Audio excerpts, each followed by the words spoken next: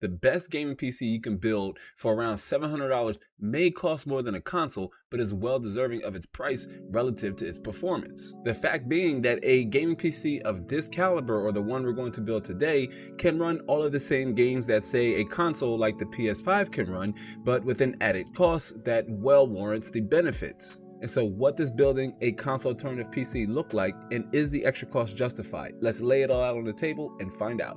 What's happening, YouTube and the internet? Terrence here, and we are back inside the lab and configuring a gaming PC that comes just under 700 USD that may cost about $150 more than a console, but has just as much to offer. But before we jump into it, hit the like button for me to help get this video out in front of as many eyes as possible. Subscribe with the notification bell turned on to receive future video and other content updates. Now jumping back over to the meat and bones of this conversation, because there are certainly a few pros to, say, buying a PS5, with the most significant two being convenience and price. But on average right now, you can pick up the island shaped console for about $499 to $560 USD and enjoy up to 1080p 120 Hz, 1440p and 4K, and eventually 8K gaming from the comforts or the confines of your living room. This may seem like the most logical step when it comes to, say, investing in your gaming setup, but the PS5 alone doesn't tell the full story. And while the two biggest perks to, say, going with a gaming PC or building a gaming PC or buying a pre-built or even buying a gaming laptop is being able to upgrade your system, maybe not the last one, because there aren't many upgrades you can make to a laptop outside of, say, the storage and RAM, but with the two biggest caveats being you could customize your in-game settings and upgrade your hardware to maximize performance in the future. These two benefits are the two most significant factors that come into play when deciding on building a PC versus, say, buying a PS5.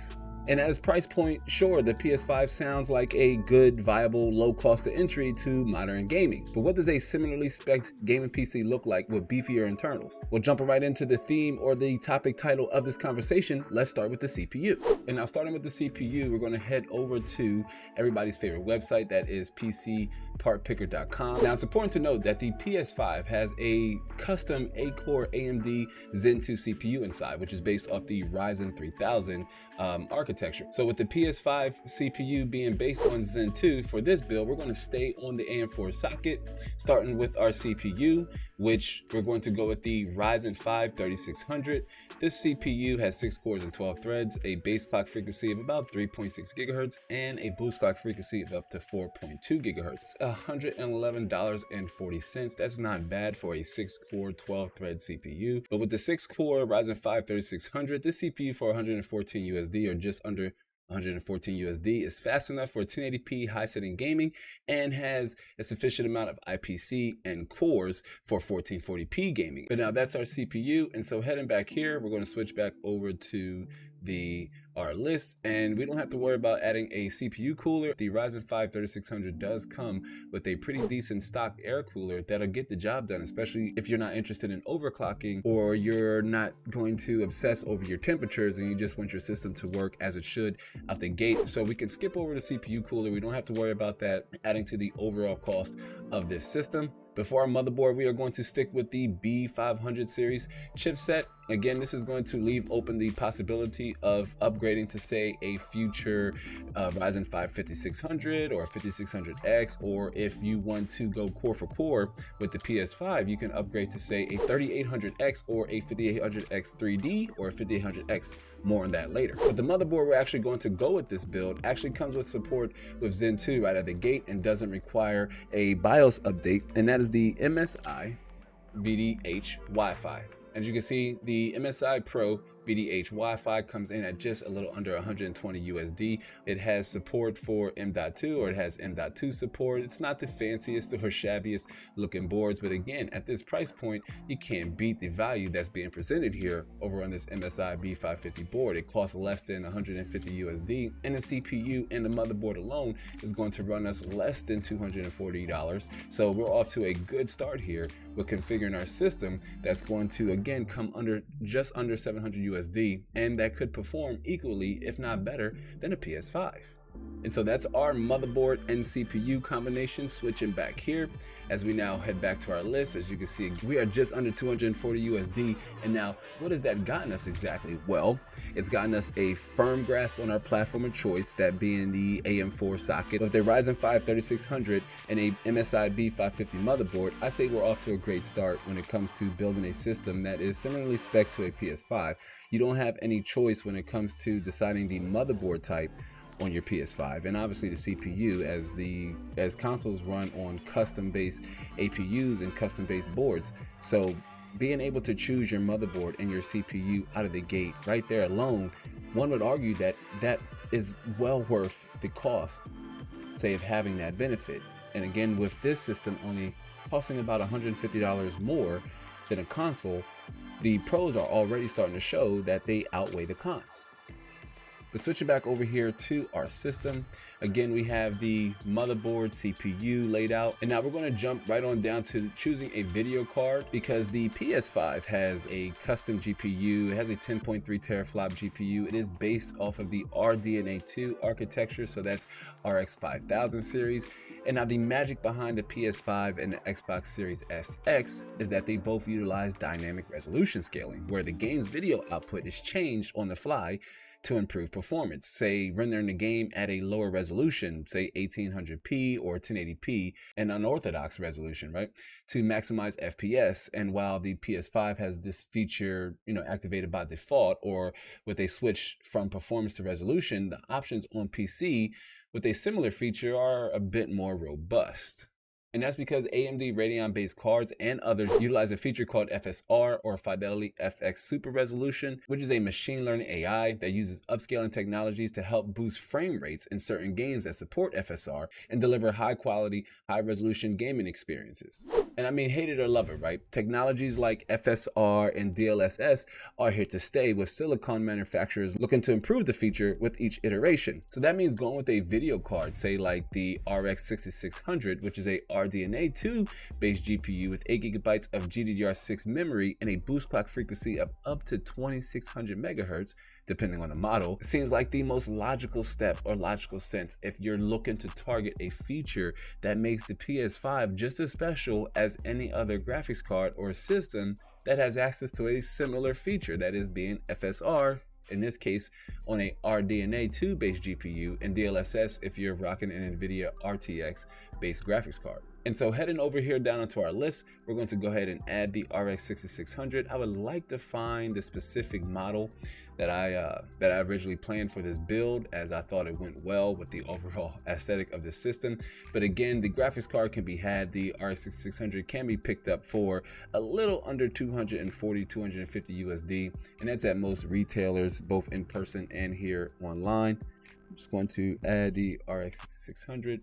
You can find other models that fall right into this price point, but the goal here is to find an RX 6600 because of the value it has to offer at under 250 USD. That's the goal there.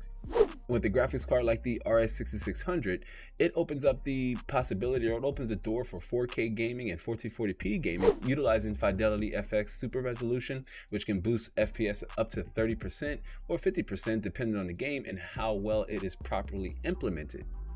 Now the image scale does change, so this could also depend on your graphical taste or how well you like to have your games visually presented. Some say they can notice a difference and some can't tell a noticeable difference in the video output, but the RX 6600 is a fantastic 1080p high ultra settings graphics card with that RDNA 2 silicone and 8GB of VRAM buffer. And then heading back to our list, as we're going to add our memory, we have our graphics card laid out. Again, the RX 6600, a great 1080p high ultra settings graphics card, but we're going to go ahead and add memory, and memory is pretty straightforward. But on the PS5, the memory is split. The PS5 is advertised as having 16GB of GDDR6 memory, but I believe this is split between 8GB of system memory and 8GB of video memory.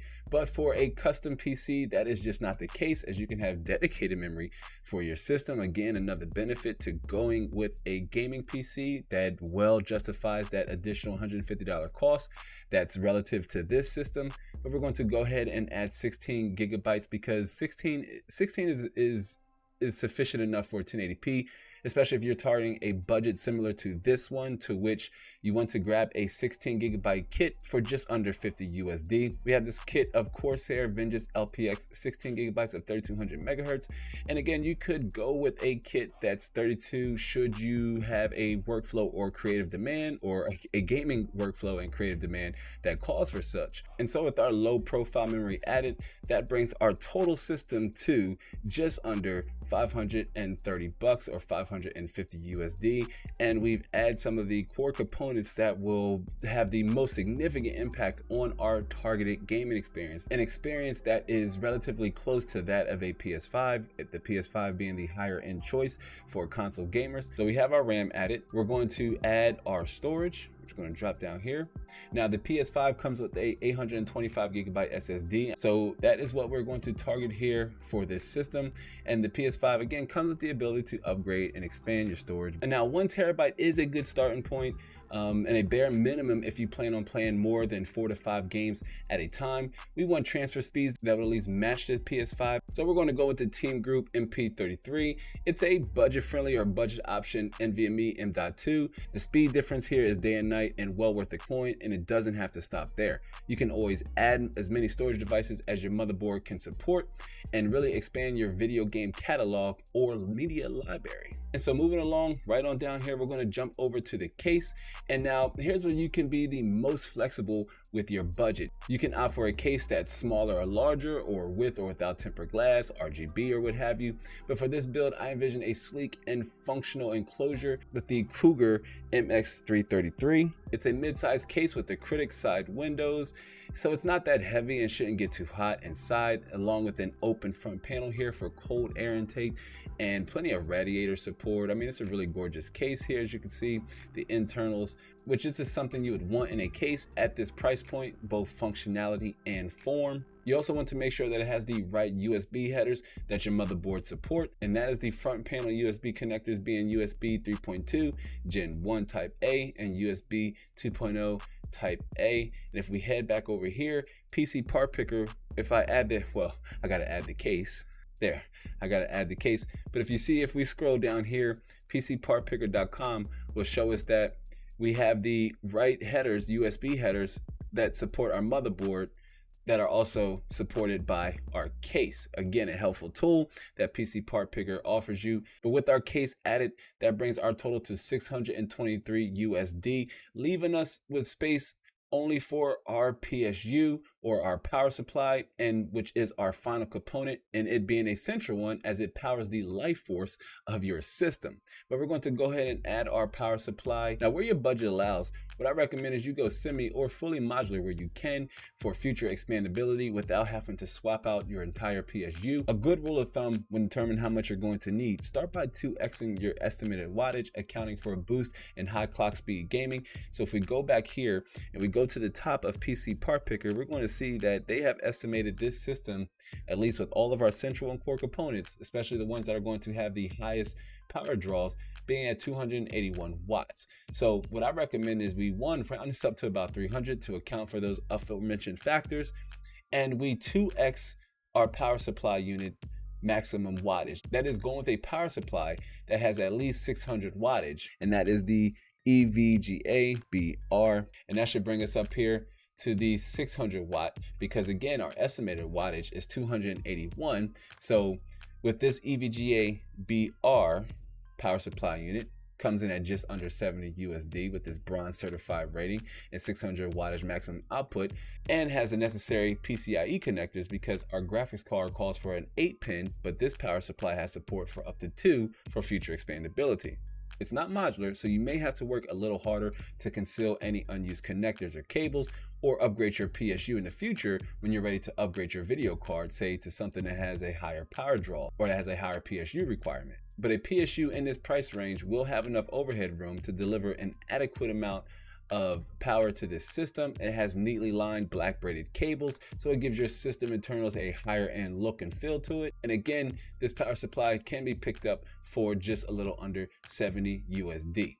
And now quickly reviewing all the components we added before we look at our grand total, if you haven't already seen it yet. But we have the AMD Ryzen 5 3600 3.6 GHz base clock frequency with a 4.2 GHz boost clock frequency, 6-core, 12-thread Zen 2 based CPU. We don't have to worry about adding a CPU cooler. Again, this is something you have the option to add if your budget calls for it, but you don't have to increase the cost because the Ryzen 5 3600 comes with a adequate air cooler that can get the job done. For our motherboard, we're going with the MSI B550M Pro.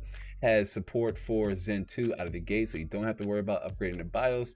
And we could say, speaking on terms of upgrading, can upgrade to a future 5800X 3D or a 5900X should you want a higher skewed Ryzen 9 base gaming CPU. And then from memory, we're going with the 16GB kit of DDR4. Nothing fancy here, it's just a low profile kit that's just under 50 USD. Most of these components can be found on Amazon. I will be sure to link the product links to each of these down in the description box below. And for our storage solution, we're going with the Team Group MP33 1TB M.2. Again, not as fast, still limited to that PCIe 3.0 interface, but if you have the extra funds to push slightly over this budget, what I highly recommend you do is switch over to a PCIe Gen 4 interface based M.2. The speeds are noticeably different, but going with a PCIe 3.0 interface, this will get the job done. The Team Group MP33, well reviewed, and again, you can find it over on Amazon for just under 55 USD. For our video card of choice, we went with the RS6600, the ASRock Challenger D.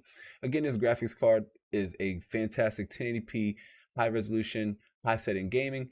You can also take advantage of the machine learning AI Fidelity FXX super resolution to maximize your FPS, say up to 30 to 40%, depending on the game, but also unlocks the opportunity or the ability to say game at 1440p and even 4K. Again, a system or a feature that the consoles themselves use. It's called dynamic scaling. And for our case, we're going with the Cougar MX333. It's a mid-sized tower case. Again, nothing fancy here. It has acrylic side panels, so it's not heavy and it shouldn't, retain as much heat. And then for our power supply, we went with the EVGA 600. It was a 600 watt, 80 plus bronze certified unit. Again, nothing fancy here. It's not fully modular. It's not semi-modular. It's modular. You can't replace the cables and you can't remove any cables that's not being used. Not a serious deal breaker. Also considering that this PSU comes in at just under 70 USD. You just have to work a little harder when it comes to concealing those unused and unwanted cables.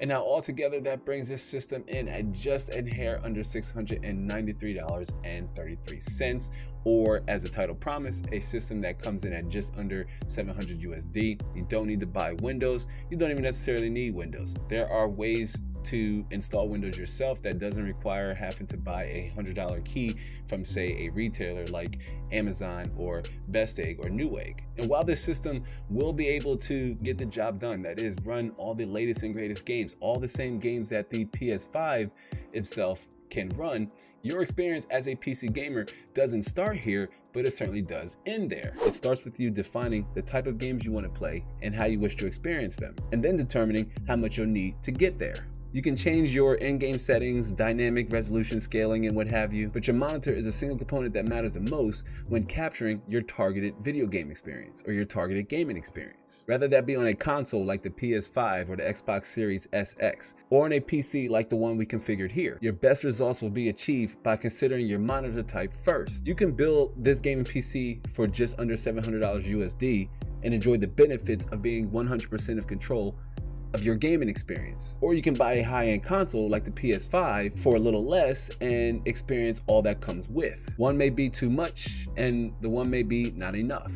The juxtaposition of control with the limitation or limited control, meaning you are hardware bound or hardware limited on your PC, and on a console offer little to change. This comes in the form of typically two settings: performance or resolution. If choice is an illusion, then you know which direction to go, because in this case, more doesn't mean less.